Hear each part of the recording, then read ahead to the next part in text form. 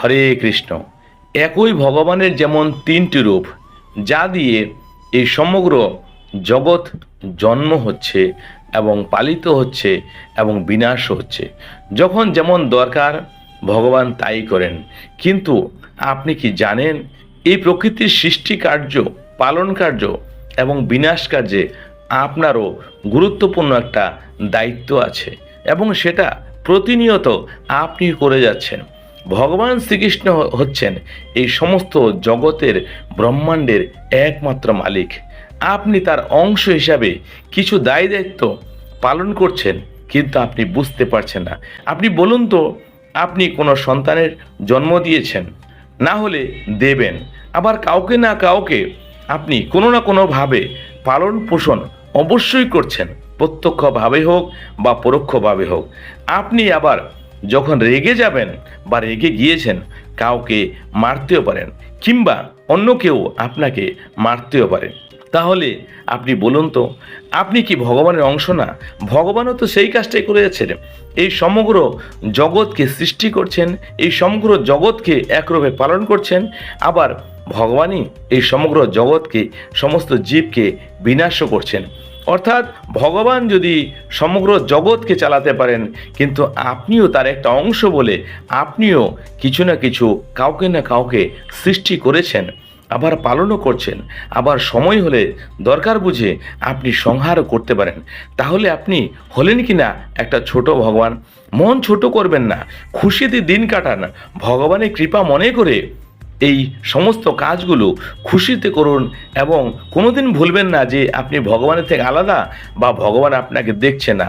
ভগবান অতি সূক্ষ্ম রূপে আপনার ভিতরে কন্টিনিউ প্রবাহমান যাচ্ছেন, আসছেন, কিন্তু যেহেতু আপনার মন বা ধ্যান স্থির নেই, বা আপনি বাইরের জিনিসের সাথে কানেক্টেড আছেন, এই প্রকৃতি থেকে কিছু নিতে চাচ্ছেন, কিছু বানাতে চাচ্ছেন, ভগবানের সাথে সম্পর্ক রাখছেন না, সেই জন্য আপনি বুঝতে পারছেন না।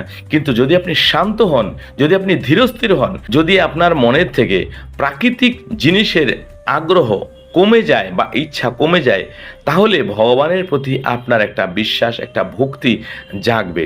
যখন আপনি ভগবানের ধ্যান করবেন, ভগবানের ভক্তি করবেন এবং ভগবানের জপ করবেন, তখন আপনি ধীরে ধীরে অনুভব পেয়ে যাবেন যে ভগবান আপনার কাছে আছে এবং প্রতিনিয়ত আপনাকে চালাচ্ছে এবং সূক্ষ্মরূপী আপনার ভিতরে প্রবাহমান করছেন এবং আসছেন, যাচ্ছেন, এবং কোনভাবে আপনাকে কোন রাস্তায় পরিচালনা করছেন, কি করে আপনাকে রেহাই করছেন, কি করে আপনাকে বাঁচাচ্ছেন, কি করে আপনার অন্ন যোগাচ্ছেন, এই সব কিছু আপনি ধীরে ধীরে বুঝে যাবেন। সেই জন্য খুশি থাকুন, মনকে খারাপ করবেন না, মন ছোট করবেন না, এবং সবসময় হাসি মুখে থাকবেন। কেননা ভগবান চায় সবসময় আমার সন্তানেরা সুখে থাক, আনন্দে থাক এবং ভগবানের নাম স্মরণ করুক।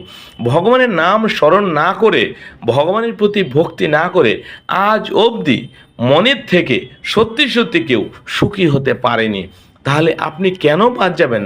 আপনি কেন ভগবানকে স্মরণ করবেন না? ভগবান আপনাকে কি না দিয়েছেন? সর্বপ্রথম আপনাকে মনুষ্য শরীর দিয়েছে।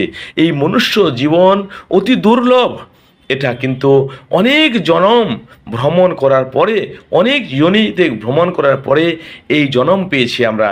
আমরা যদি এই মনুষ্য জীবন হয়েও ভগবানের কথা স্মরণ না করি, ভগবানকে না মানি, তাহলে ঘুরে ফিরে আমাদের আবার নিচু জনিতে জন্ম হতে বাধ্য। তখন আপনি বুঝতে পারবেন যে মানুষের জীবন কত ভালো ছিল এবং অন্য যে সমস্ত প্রাণী আছে, চাই স্থাবর হোক চাই জঙ্গম হোক, তাদের কি কষ্ট, তখন আপনি বুঝতে পারবেন। সেজন্য মন না খারাপ করে ভগবান আপনাকে যাই দিয়েছে, যতটা দিয়েছে, যেমন বানিয়েছে, যতটা সুখ দুঃখ দিয়েছে, মনে করবেন হ্যাঁ, এটা একটা মাধ্যম, এই প্রকৃতিকে চালানোর জন্য আপনি একটা মাধ্যম হিসাবে কাজ করছেন। কিন্তু আপনি ভগবানের স্বরূপে আছেন বা ভগবান আপনার মধ্যে আছে, আপনার মধ্যে হয়েই ভগবান এই জগৎকে চালাচ্ছেন। সেই জন্য মন খারাপ করবেন না।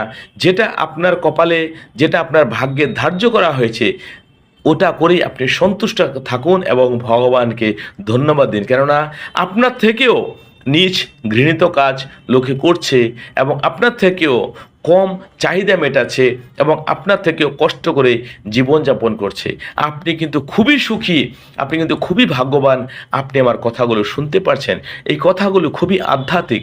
এগুলো বুঝলে আপনি ভগবানের প্রতি অবশ্যই বিশ্বাস করবেন, ভক্তি করবেন।